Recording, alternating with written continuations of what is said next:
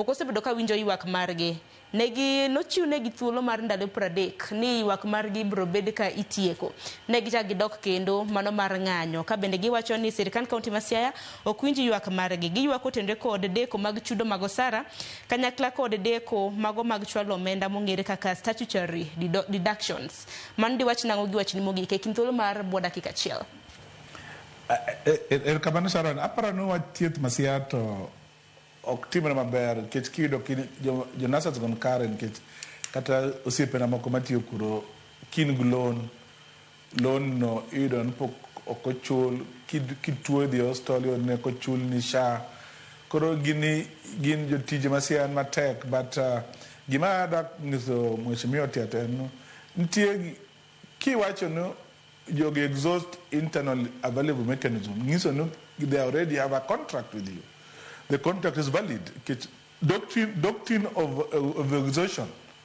Ma oketo tema apply na ki agree ni mani and staff ni. So Mr. Tiato, you are submitting no yogi are your staff and they should exhaust internal available mechanism, because if they are not your staff, then the court can hear them on constitutional petition and to interpret whether they had employment or not.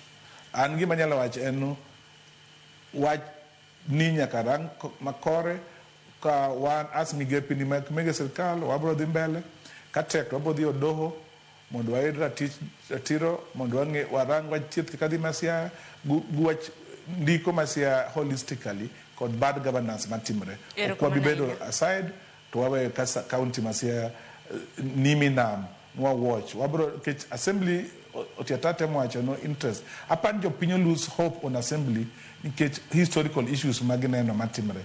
Koro assembly onge tek ahinya nikech gisobedo ka